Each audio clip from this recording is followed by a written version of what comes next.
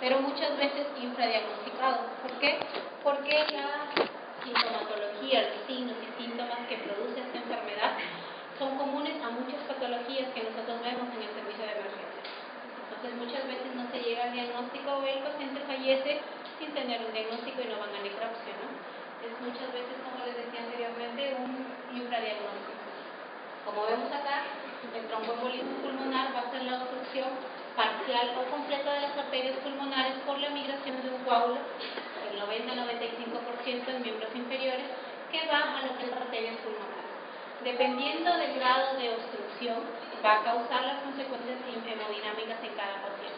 Se dice que cuando ya un trombo obstruye el 30-50% del lecho arterial pulmonar, van a verse ya las consecuencias hemodinámicas y clínicas que vemos en un paciente. Como vemos acá en la diapositiva, la falta de disponibilidad de estudios diagnósticos no invasivos ha hecho que sea definitivamente un reto diagnóstico. En verdad, como les dije anteriormente, no se encuentra o no se tiene datos claros sobre la incidencia real de esta enfermedad. Siempre es un diagnóstico o un infradiagnóstico, ¿no? Se dice más o menos que es la primera causa de muerte en los Estados Unidos en pacientes hospitalizados. Vamos a ver aquí todos los factores de riesgo, el diagnóstico y el manejo.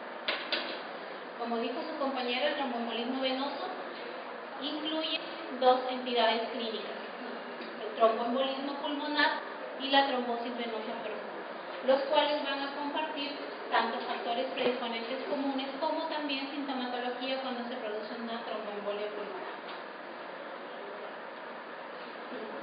Los estudios iniciales sobre la evolución natural de lo que fue el tromboembolismo pulmonar radica en los años 60. Se inicia con la cirugía ortopédica. ¿Qué es lo que pasó en esos años, no?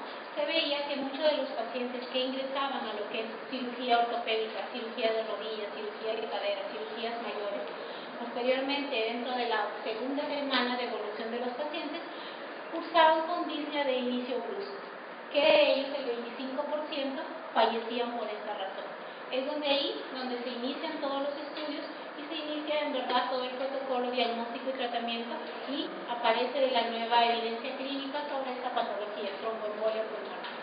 Como vemos acá, estos son los mayores factores predisponentes para hacer trombosis venosa profunda y hoy ende tromboembolia pulmonar. Factores predisponentes fuertes: cirugías KB, ortopedia mayores, fracturas de cadera, prótesis de caderas o rodillas, cirugía general mayor, traumatismos mayores. Los pacientes adultos mayores muchas veces entran a los servicios de emergencia o los servicios de hospitalización con una trombosis venosa profunda. Un adulto mayor que hace una trombosis venosa profunda, definitivamente el diagnóstico probable de la cabeza es un CA oculto, y la expresión de la trombosis venosa es simplemente el cáncer es un estado procoagulante. Muchos de los pacientes ingresan como una trombosis venosa profunda y luego dentro de los estudios se encuentra un cáncer que está originando esta trombosis venosa profunda. Por eso los pacientes con cáncer, por esa asociación fuerte con trombosis venosa profunda, también es un factor de riesgo fuerte para realizar o para tratar de tener esta enfermedad, tromboembolia pulmonar. Quimioterapia por la misma razón. Insuficiencia cardíaca es un estado procoagulante. La terapia hormonal sustitutiva es un estado también procoagulante, no solo para hacer SB, sino trombosis venosa profunda. Los accidentes cerebrovasculares por la postración. La postración crónica es un factor fuerte también para hacer trombosis venosa profunda y tromboembolia pulmonar. Todos los pacientes pacientes jóvenes que tienen algún estado de procoagulidad, trombofilia, también por ende trombosis venosa profunda y tromboembolia pulmonar. El encamamiento de muchos días, ¿no? Acá lo colocan como un factor débil, más de 3 días, o también los pacientes que hacen viajes largos, más de 24 horas sentados, con algún factor adicional, hacen trombosis venosa profunda y tromboembolia pulmonar. Obesidad, embarazo, todas son factores procoagulantes. Como decíamos anteriormente, la mayoría de los trombos de tromboembolia pulmonar, más del 90%, se forman en lo que son las venas popliteas femorales profundas e iliacas, miembros inferiores. Definitivamente que la obstrucción anatómica en la circulación pulmonar va a desencadenar toda la liberación de relaciones tanto hemodinámicas como fisiológicas. Se dice que para que el paciente ya curse con sintomatología clínica, la obstrucción del lecho arterial pulmonar debe estar ya entre un 30 a 50%. Definitivamente que el tromboembolismos de alto riesgo, tromboembolismos masivos en que el 80% está ocluido, la mortalidad es alta en estos pacientes. ¿Qué es lo que se va a producir a nivel pulmonar, las consecuencias hemodinámicas en un tromboembolismo pulmonar? Aumento del espacio muerto, alteración de la ventilación-perfusión, aumento de lo que es la resistencia, el coágulo que tapona o obstruye la arteria pulmonar, como efecto fisiológico va a hacer que aumente la resistencia en esa arteria y por ende hipertensión pulmonar y porpulmonar. Hipoxemia, hiperventilación, aumento de la resistencia pulmonar y obviamente sobrecarga y falla del ventrículo derecho. Esto es más o menos un resumen de todo lo que se produce a nivel de las arterias pulmonares. El émbolo no solamente causa disminución del lecho vascular, sino que también desencadena una liberación de aminos, con la mayor sintomatología del paciente, broncoespasmo, vasoconstricción y a la larga edema intersticial y lo que va a dar también congestión pulmonar. ¿Qué hace? La disminución del lecho vascular, aumento de lo que es la resistencia pulmonar, disminución de la perfusión, aumento del espacio muerto, después de muchas horas o días, hipertensión pulmonar y un cor pulmonar.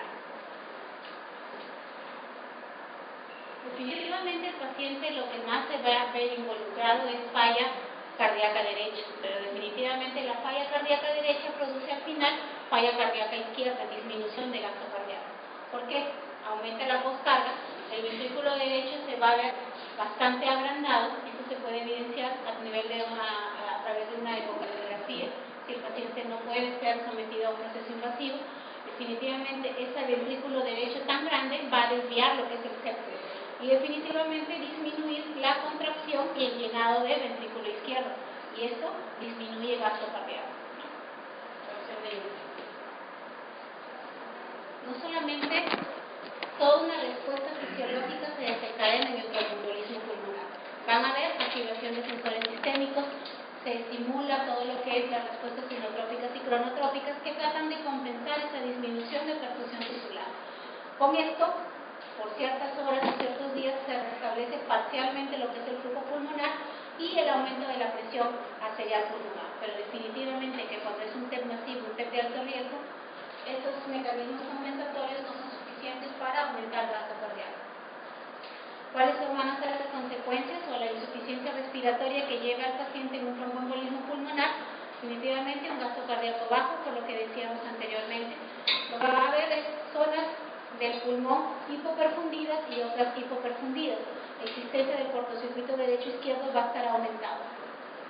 El paciente con tromboembolismo pulmonar puede haber también hemoptisis. ¿Y es por qué? Porque hay émbolos distales en la pleura y zonas de hemorragia pulmonar. Se dice que el tromboembolismo pulmonar es el gran enmascarador, ¿no? ¿Por qué? Porque tiene muchos síntomas y muchos signos que comparten muchas patologías, como el neumotórax, la pericarditis, los síndromes coronarios agudos. Entonces, definitivamente por eso es que, por la variedad clínica de esta patología, muchas veces nos obliga a hacer diagnósticos diferenciales en la sala de emergencia. Como vemos acá, ningún síntoma o signo es universal o específico. Definitivamente que los signos, el grado de va a depender del tamaño del trombo, como les dije anteriormente.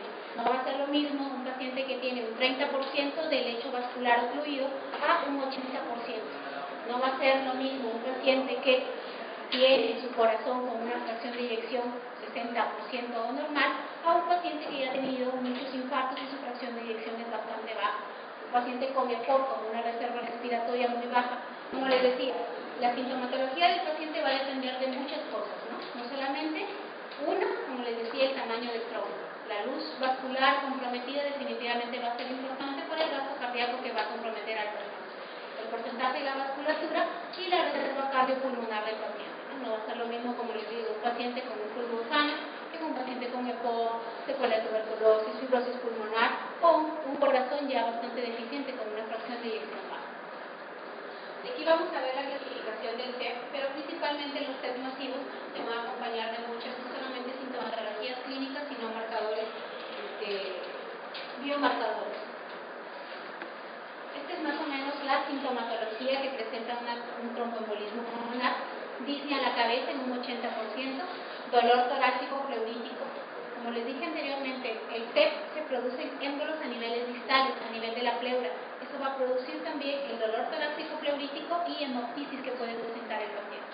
Dolor torácico subesternal, tos, hemoptisis y síntomas, ¿no?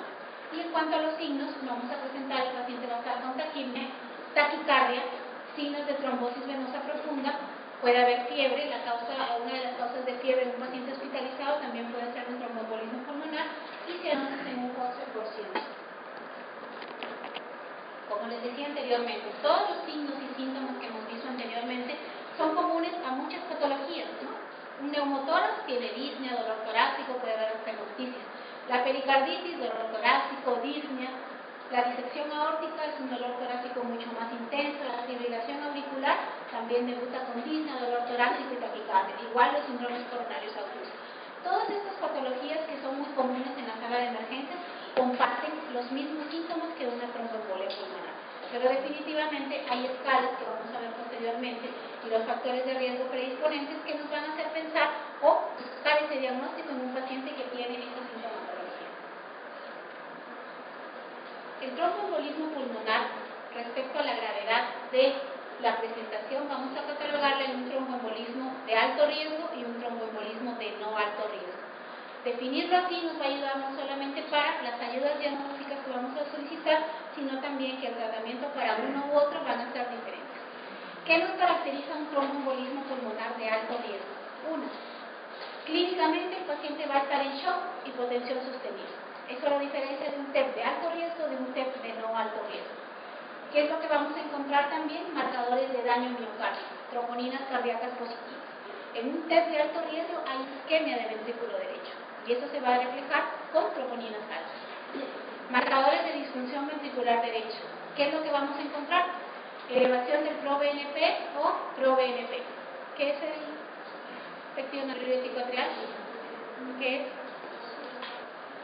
Como su nombre lo indica, es un péptido, es una hormona que se libera en respuesta al estiramiento de la fibra cardíaca a nivel de aurícula. Definitivamente el péptido natriurético atrial no solamente sirve como marcador de disfunción ventricular, obviamente se estira el ventrículo, obviamente va también a sobrecargar la aurícula y hay elevación, ¿no? Y eso indica gravedad. No solamente se utiliza en tromboembolia pulmonar, se utiliza como marcador de pronóstico de insuficiencia cardíaca. Pacientes con insuficiencia cardíaca con ProBNP muy altos, de mortalidad exacta en 5 años. Entonces, marcadores de disfunción de ventrículo derecho, ¿qué es lo que vamos a hacer cuando nosotros hacemos una ecocardiografía? Dilatación de ventrículo derecho, hipocinesia, que es disminución de la contracción, elevación del ProBNP, elevación de la presión cardíaca derecha si hacemos una cateterización o proceso invasivo, la dilatación del ventrículo derecho en una tomografía. Todo esto, si nosotros encontramos un paciente que llega con una clínica diferente de una tromboembolia pulmonar, en shock, en hipotensión sostenida, tenemos troponinas altas evidenciando isquemia del ventrículo derecho y hacemos una ecocardiografía, dosaje de ProBNP o BNP, entonces eso va a indicar que estamos ante un tromboembolismo de alto riesgo. Van a haber diferentes ayudas diagnósticas para poder llegar a nuestra confirmación de una tromboembolia pulmonar. Definitivamente, nosotros tenemos que tener la sospecha clínica para poder pensar en un paciente que puede haber hecho una tromboembolia pulmonar.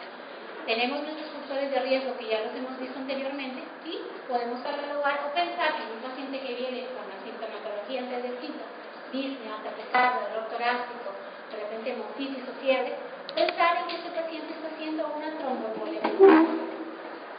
Vemos acá todas las posibles ayudas diagnósticas que nos van a ayudar a confirmar nuestro diagnóstico.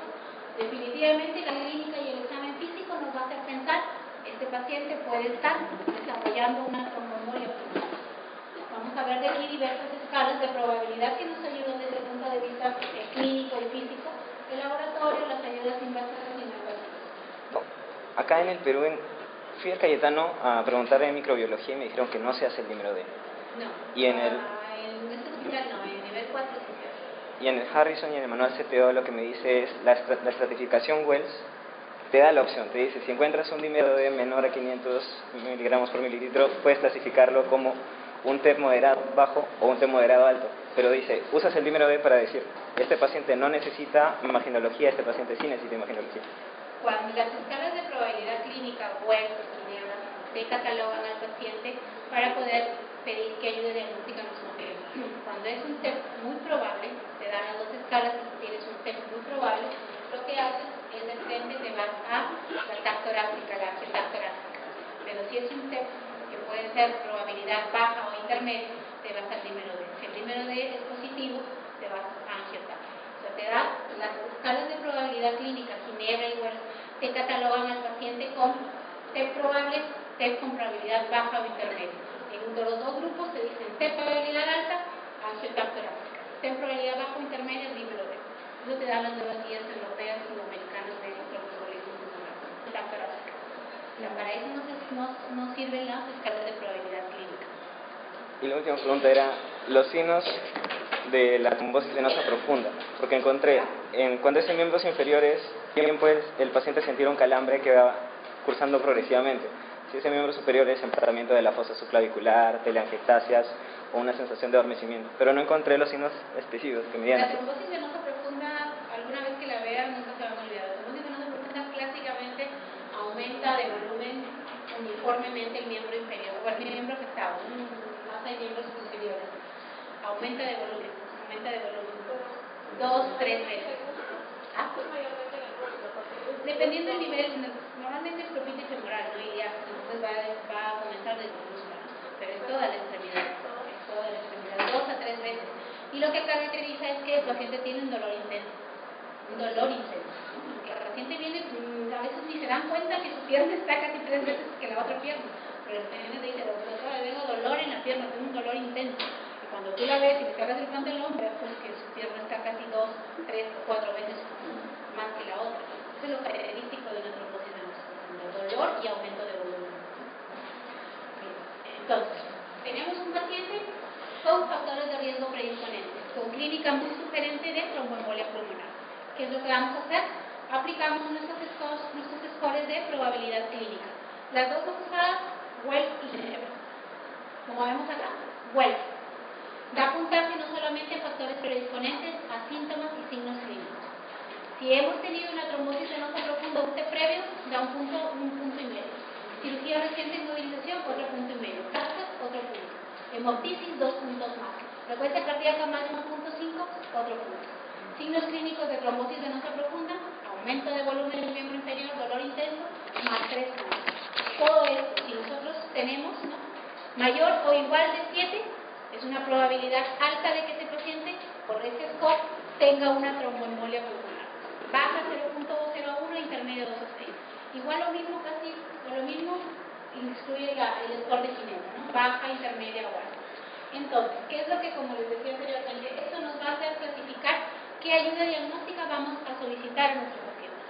Según la escala que hayamos usado, si nosotros tenemos una probabilidad alta en puntaje de que este paciente tiene, por esta escala de probabilidad clínica, una tromboembolia pulmonar, pues vamos a ir directamente a lo que es una angiografía, una angioTAC. Los angioTAC es lo que ven, una tomografía de alta resolución, una tomografía helicoidal con contraste para poder ver los trombos y que justamente hace la visualización principalmente de las arterias pulmonares. Esa es una angioTAC torácica con contraste, que es el gol estándar actualmente no invasivo para el diagnóstico de tromboembolia pulmonar. Pero definitivamente eso lo podemos hacer en un paciente que lo podemos movilizar a una sala de tomografía. Pacientes con un TEP de alto riesgo que está chocado, síncope y todo lo que dijimos anteriormente, probablemente no va a poder ser llevado a una sala de tomografías para realizar ese examen. ¿Qué es lo que hacemos? Una ecocardiografía. La ecocardiografía, no sé si han visto un ecocardio grande, se puede movilizar, es grande pero se moviliza, ¿no? Y esa puede ser hecha, es un examen que se puede ser hecho al costado de la cama del paciente. Y definitivamente, vamos a ver un ventrículo derecho dilatado. Otra, vamos a descartar otros síntomas o otros probables diagnósticos diferenciales. Una ecocardiografía también no descarta un infarto o miocardio, no descarta una disección aórtica, no descarta un derrame pericárdico. Entonces, no solamente la ecocardiografía nos ayuda a diagnosticar tromboembolismo pulmonar, mejor dicho, dar signos sugerentes si encontramos el ventrículo derecho dilatado, sino también a descartar otras patologías que vamos a poder ver con la ecocardiografía. Doctora, ¿puede explicar la parte de juicio clínico cuando dice diagnóstico alternativo menos probable que T? Esa parte no la entendí. Cuando definitivamente no hay muchas cosas, el paciente tiene disnea, pero de repente tiene fiebre, tiene una neumonía, tiene troponinas muy altas, tiene, ¿qué te digo? Síntomas clínicos que te hacen pensar de que no puede haber un tromboembolismo pulmonar. Fiebre, una consolidación real en una radiografía, troponinas muy altas para hacer simplemente una tromboembolia pulmonar. Entonces dice, juicio clínico, diagnóstico alternativo menos probable que de repente no hay factores de riesgo muy fuertes, ¿no? Como hemos visto en la tabla anterior, hay factores muy fuertes, factores moderados, factores leves. De repente tenemos un paciente que, no sé, ha estado en reposo por alguna diarrea o algo, 1 o 2 días, paciente joven, que comienza con disnea súbita, taquicardia, fiebre, hemoptisis, de repente es una tuberculosis o otra cosa, o sea, síntomas clínicos o síntomas que te hacen descartar el diagnóstico de tromboembolia pulmonar. Definitivamente uno cuando piensa de un paciente con tromboembolia pulmonar, ese paciente de repente cáncer a la cabeza, si ha tenido un cáncer, tiene trombosis venosa y que luego haga un disnea justo, es muy sugestivo de un tromboembolia pulmonar. Pacientes las lúpicas tienen síndrome antifosfolipídico, ellas son muchas que también hacen tromboembolia pulmonar, hacen disnea súbita, ellos son estados procoagulados. Las trombofilias, los pacientes jóvenes que tienen trombofilias, tienen déficit de proteína EOS, ellos hacen también son estados procoagulados.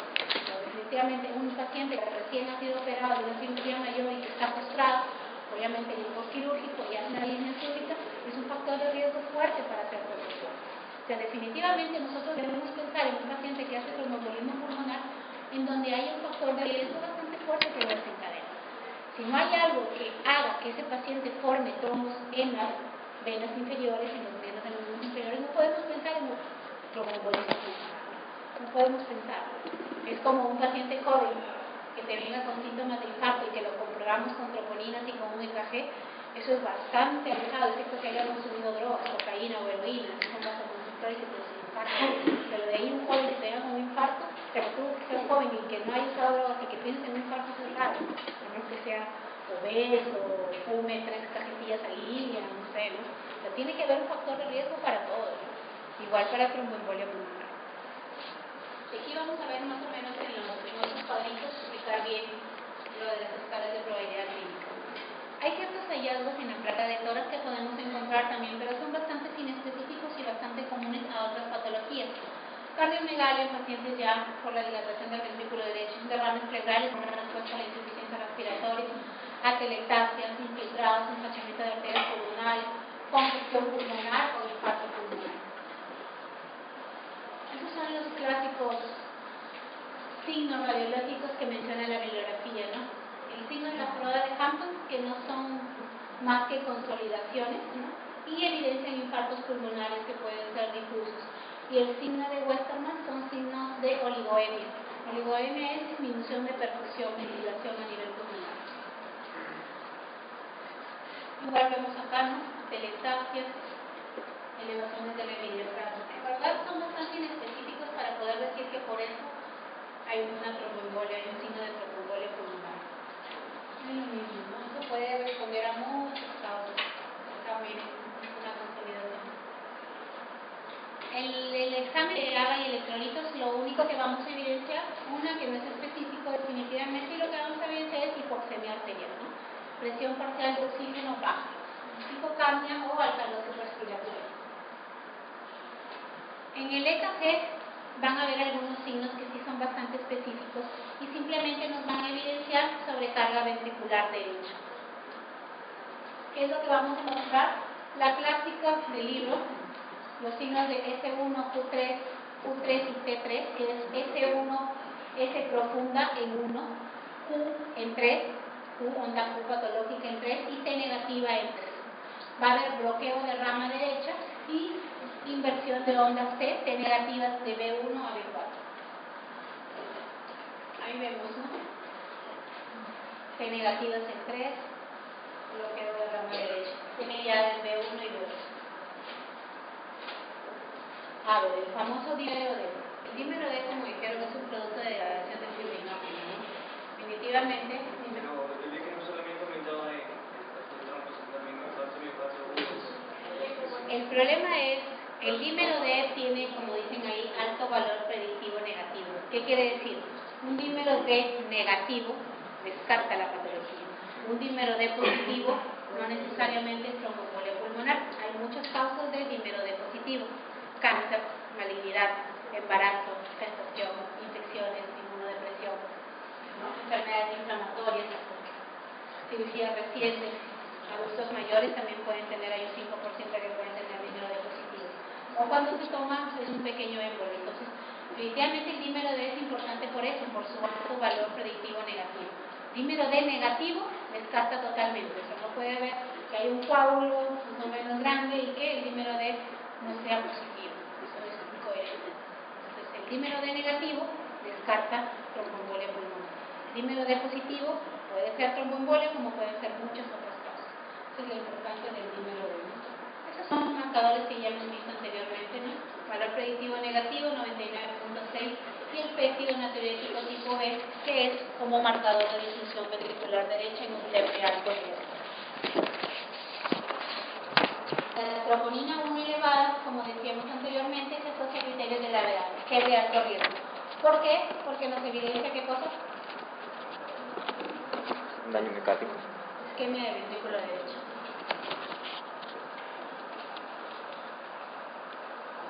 Definitivamente, como dice ahí, nosotros tenemos que tratar de ganar con examen físico, anamnesis, examen físico y nuestras ayudas diagnósticas tiempo, porque en la tromboembolia pulmonar, cuanto más se corte el tiempo y iniciar un tratamiento, mejor sobreviva a tener el paciente. Obviamente, dependiendo de cuán grande es ese trombo que ocluye la arteria pulmonar. Si nosotros tenemos la sospecha diagnóstica de un paciente que ha hecho tromboembolia pulmonar, definitivamente una de las ayudas diagnósticas es, sabemos que el 90% de los pacientes, el coágulo va a migrar de las venas de los miembros inferiores, tenemos que buscar con un ecodoppler venoso un trombo, una trombosis venosa profunda, ¿no? Definitivamente tiene una sensibilidad por encima del 90% y una especificidad del 95%. Paciente con TEP, tenemos nuestra ayuda. Lamentablemente hay cosas que la gente debería hacer, pero no se hacen, ¿no? Se lleva su ecodoppler a un médico radiólogo especialista y hace y confirma una trombosis venosa profunda, que es lo que se debería hacer. Como vemos acá, es un estudio rápido y simple, no invasivo, y alta sensibilidad en pacientes sintomáticos para diagnosticar trombosis venosa profunda. Definitivamente vamos a hacer un paciente que estamos pensando que tiene un tromboembolia pulmonar. El gold estándar no invasivo actualmente para diagnóstico de tromboembolia pulmonar es la angiotac torácica con contraste. Como les dije anteriormente, visualiza los trombos a nivel de las arterias pulmonares y obviamente se realza esto con la administración de contraste endovenoso. Permite visualización directa del émbolo y la detección de otras anomalías del parénquima pulmonar. Definitivamente que la tomografía de helicoidal es soporte clínico. No solamente nos ayuda a diagnosticar tromboembolia pulmonar, sino también nos ayuda a poder diagnosticar otras causas que nos pueden estar causando la clínica de nuestro paciente, la disnea, el dolor torácico, la dificultad respiratoria y la hemoptisis. Pacientes con neumonías o consolidaciones van a ver parénquima pulmonar. Pacientes con derrame pericárdico lo va a ver la tomografía. Pacientes con neumotórax van a ser vistos en la tomografía. Entonces, no solamente un tomógrafo helicoidal, multicorte, que ya deben haber visto en algún momento la manera de usar la diagnóstica. Como vemos acá, tiene una sensibilidad bastante alta, 83%, y más una especificidad también del 96%. Por eso la angiotac torácica es el gold estándar no invasivo para diagnóstico de tromboembolia pulmonar. Angiotac torácica. Como vemos ahí, en la arteria pulmonar de la izquierda se ven los trombos, ¿no? Así se ven. Son las hipodenses que no captan control. Igual acá, ¿no? Si logran ver acá, bueno, es uno de un libro, pero no pueden ver, pero sí se ve la diferenciación, ¿no? Esto de acá es un trombo, arteria pulmonar derecha. Es una arteriosclerosis. Igual acá, ¿no? Es un trombo pequeño, arteria pulmonar derecha. Lo que decíamos anteriormente, ¿no? La angiopatía torácica no solamente confirma tromboembolia pulmonar, sino también descarta otras patologías que pueden explicar los síntomas de nuestro paciente.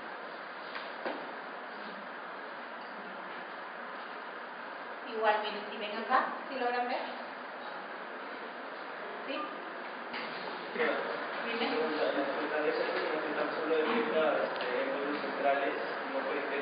Los que son pequeños segmentarios a veces no los detectan, ¿no? Pero en verdad, para que produzca ya síntomas, como ustedes veían, tiene que por lo menos estar ocluido el 50%. Entonces, para eso debe haber un trombo de más o menos tamaño para que se pueda ver el angiopatía. La mayoría que vienen con TEPS, no solo masivos, no de alto riesgo, sino de alto riesgo, también sí se logra ver en un angiopatía. Entonces, en hospitales nivel 3, nivel 4, nosotros tenemos un tomógrafo helicoidal. Entonces, sí tenemos acceso a eso, a ese ayuda diagnóstica. Lo que no tenemos es la mamografía pulmonar. La ecocardiografía. La ecocardiografía es importante, una, como les decía, igual que la angiotac torácica. Tiene la ventaja de la angiotac torácica en un paciente en un test de alto riesgo. Un paciente que no puede ser, tiene compromiso hemodinámico, no puede ser trasladado a una sala de tomografía. Con la ecocardiografía que se puede hacer al costado de la cama del paciente, podemos diagnosticar o tener signos sugerentes de una tromboembolia si vemos un ventrículo derecho muy dilatado. Y obviamente también podemos descartar otras causas de la sintomatología de nuestro paciente. Una ecocardiografía descarta infarto de miocardio. Cuando hay un infarto de miocardio, un síndrome coronario agudo, definitivamente hay partes del corazón que van a estar hipocinéticos, disminución de la contractibilidad. Definitivamente no puede haber un infarto sin esos signos ecocardiográficos. Entonces, con una ecocardiografía se puede descartar un infarto de miocardio. Una disección aórtica también es fácilmente visualizada en una ecocardiografía. Derrame pericárdico, lo mismo. Y un neumotórax lo podemos tratar simplemente con una radiografía de tórax. Los signos ecocardiográficos, ¿no? Trombos en cavidades derechas, hipertensión pulmonar, disfunción de ventrículo derecho, dilatación de ventrículo derecho, hipocinesia, disminución de contractibilidad, regurgitación tricuspide y falla del ventrículo derecho. Todo esto podemos visualizar mediante una ecocardiografía. Con esto no les explico mucho porque no van a entender lo que es una ecocardiografía.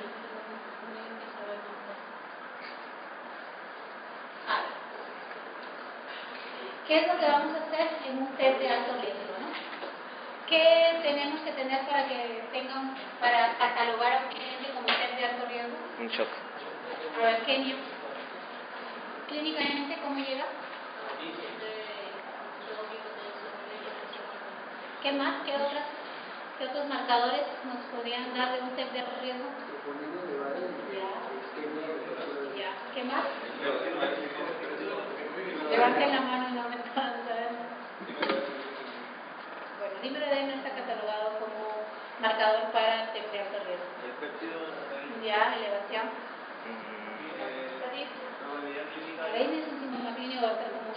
El riesgo ecocardiográfico el riesgo cardiográfico por un daño ventricular derecho.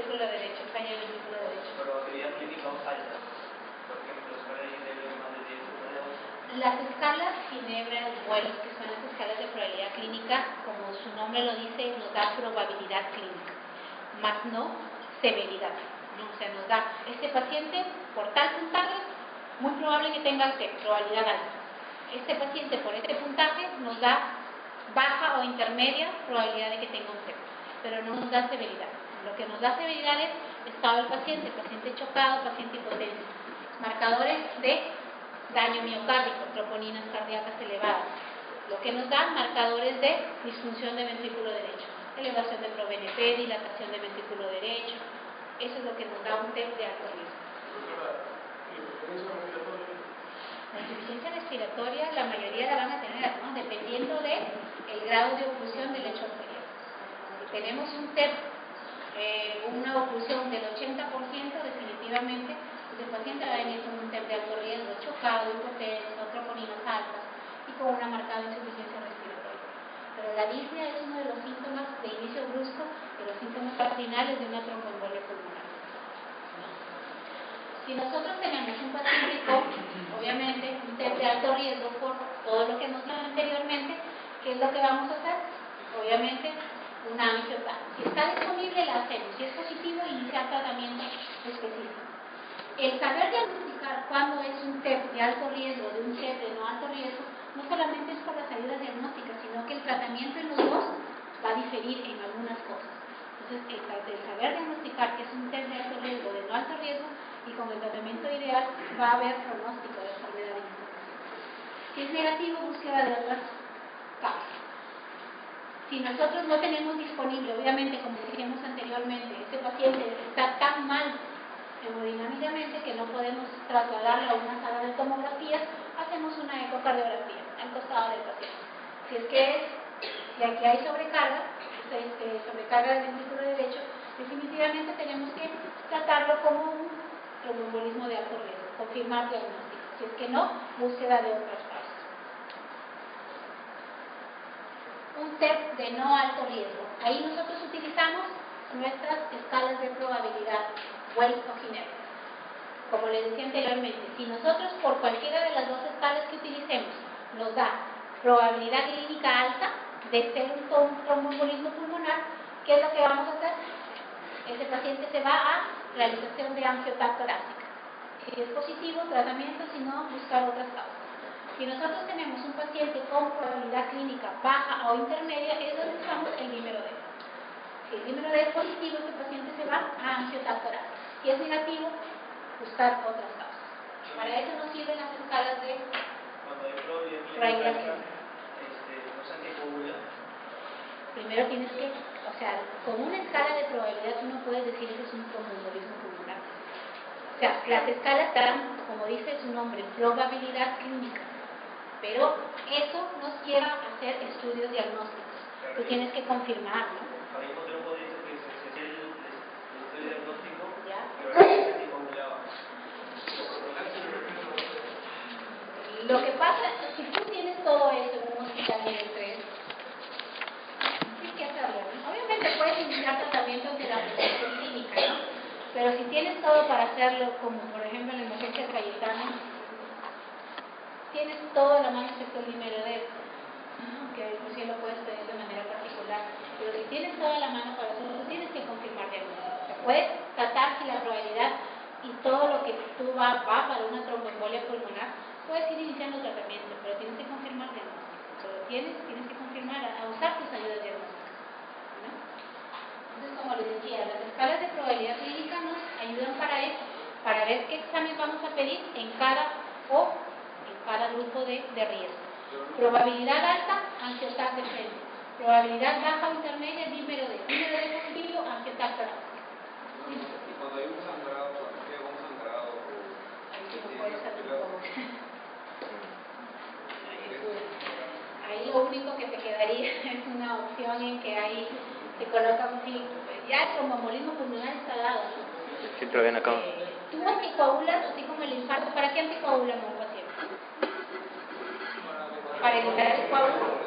No.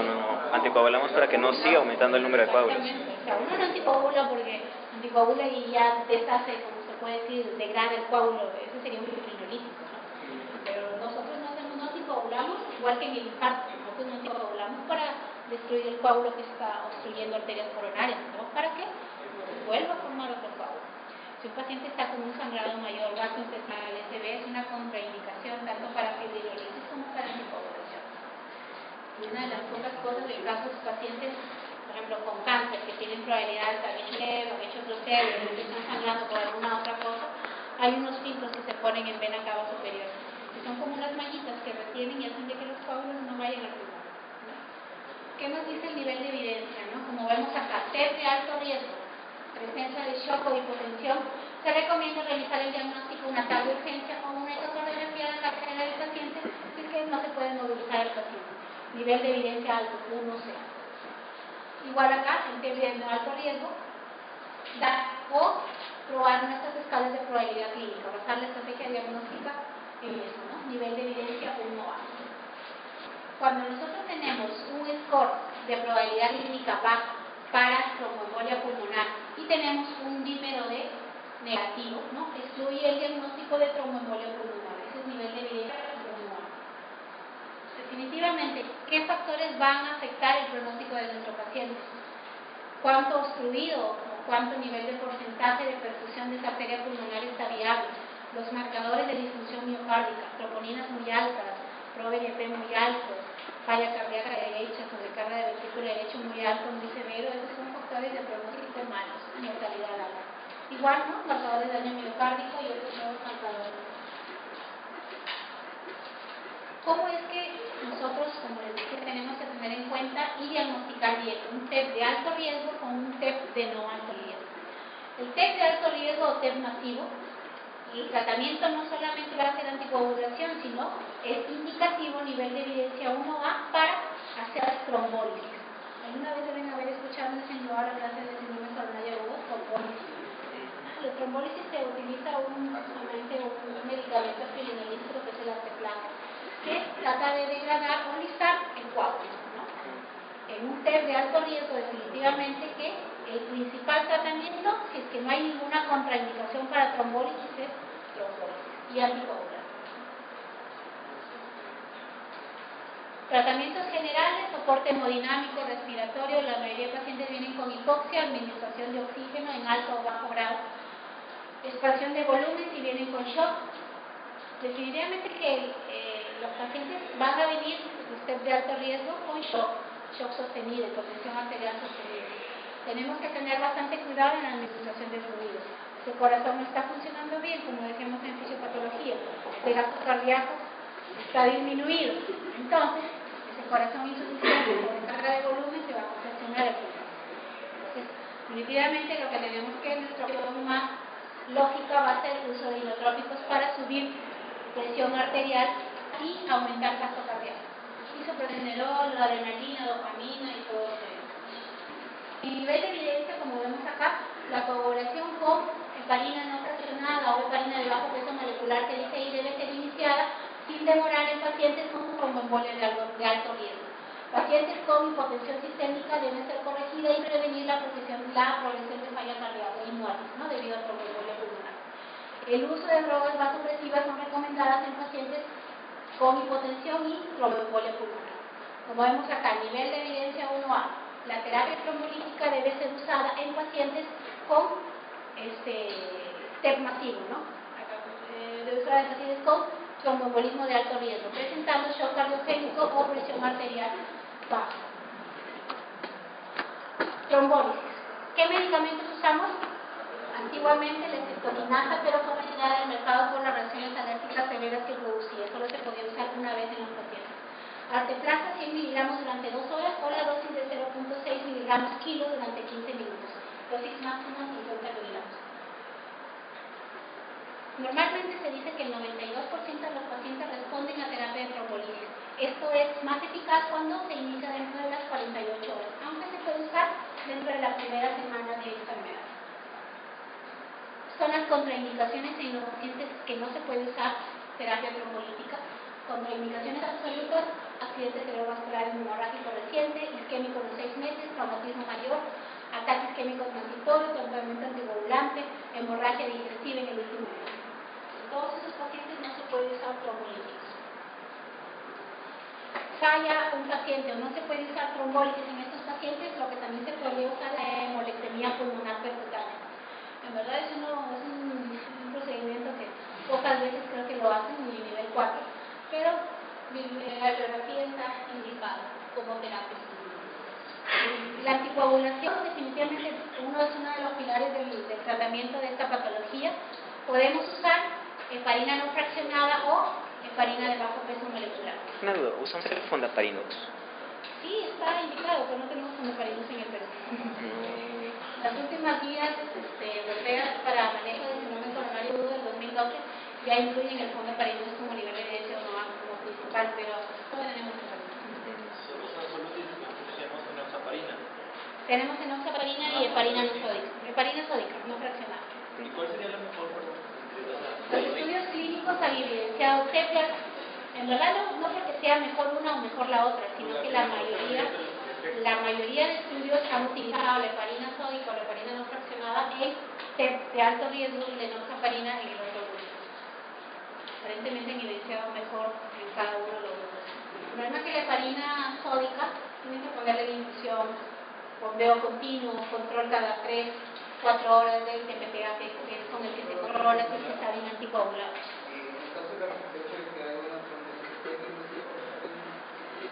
Tienes que suspender el medicamento. Si estás usando heparina, se puede ser el antídoto de sulfato de protamina. Si estás utilizando la enoxaparina, es factor 10 activado, que no tenemos nunca. Entonces, pero si estás con plaquetopenia y riesgo de sangrado, tienes que suspenderlo, ¿no? Tienes que ver riesgo-beneficio, ¿no? Si es muy severa la trombocitopenia, tienes que suspenderlo porque igual va a sangrarte por ese lado. Tienes que ver riesgo-beneficio. El problema de la heparina no fraccionada, como les digo, es que el medicamento se pone en infusión continua. Y el modo de ver si ese paciente está en rango de anticoagulación es el tiempo de activación de parcial de tromboplastina, ¿no? Como vemos acá.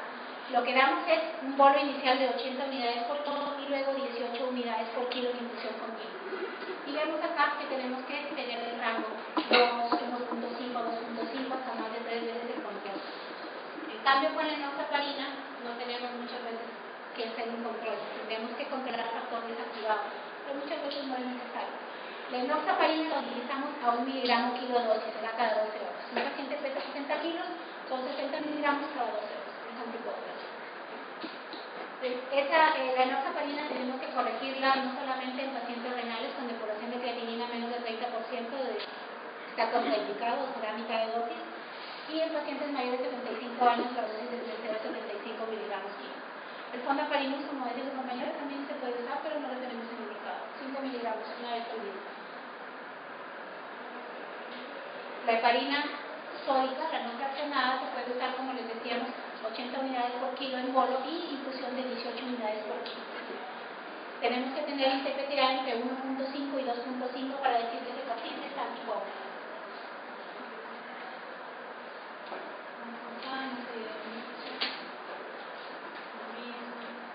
Ahora, ¿cuánto tiempo un paciente? Confirmamos que es una tromboembolia pulmonar. ¿Cuánto tiempo ese paciente tiene que estar anticoagulado? La mayoría de guías dicen un plazo de 4 a 6 semanas, 3 meses como mínimo, la anticoagulación. Si no hay un factor de riesgo permanente, un paciente con cáncer que hace tromboembolia pulmonar, él va a ser anticoagulado de por vida. Pero lo normal, si no hay un factor predisponente permanente, 3 meses es el rango en que tiene que estar ese paciente anticoagulado. Es lo mismo, ¿no? Los pacientes con TEP, que tomarle un factor de riesgo transitorio, reversible, nivel de evidencia 1A, 3 meses de anticoagulación con anticoagulantes orales o aspirina. Ese es el que tenemos también, que da el seguro, ¿no? Porque hay otros anticoagulantes.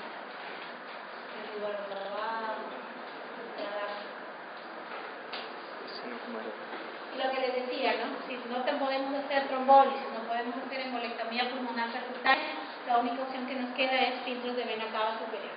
Es como una malla, ¿no? Se les coloca y filtra, hace que los coágulos no vayan a fluir.